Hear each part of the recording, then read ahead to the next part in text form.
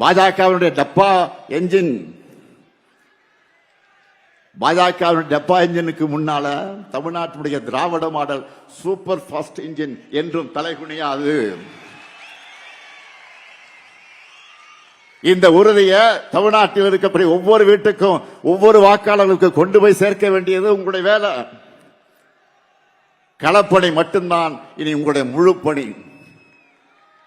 உங்களுடைய ஒவ்வொரு மினிட் உழைப்பும் ஒரு ஓட், கூட்டணி, தொகுதி, அந்த பங்கீடு, எந்த தொகுதி யாருக்கு யார் வேட்பாளர், இதையெல்லாம் கவலைப்படாதீங்க, நான் பார்த்துக்கிறேன். அது என்கிட்ட விட்டுருங்க. எங்க யார் நின்னாலும் 234 தொகுதியில தலைவர் தான் இந்த ஸ்டாலின் தான் வேட்பாளர் நினைச்சு வேலை பாருங்க.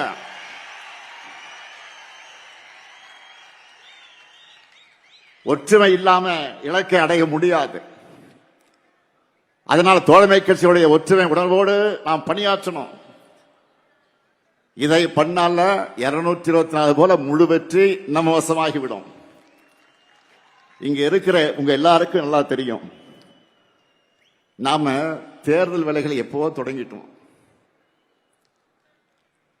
என்னை தினம் நீங்க செய்திகளை பார்த்துக்கிட்டு இருக்கிறீங்க. தினமும் எத்தனை நிகழ்ச்சிகள், எத்தனை கூட்டங்கள், எத்தனை சந்திப்புகள், எத்தனை ஆய்வுகள், ஓய்வே இல்லாமல் நான் உழைச்சுக்கிட்டு இருக்கிறேன். இயக்கத்தினுடைய தலைவரா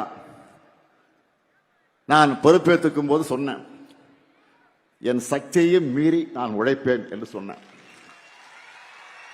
சொன்னபடியே உழைச்சுக்கிட்டு இருக்கிறேன். நான் மட்டுமா உழைக்கிறேன்? இங்க மேடையில் இருக்கக்கூடிய மாவட்ட செயலாளர்களாலும் சரி, நிர்வாகிகளானாலும் சரி, பூத் அளவில் இருக்கக்கூடிய நீங்களும் சரி, ஓய்வு இல்லாம தான் உழைச்சுக்கிட்டு இருக்கீங்க. இந்தியாவில் வேறு எந்த கட்சியும் இப்படி வேலை செய்யாது.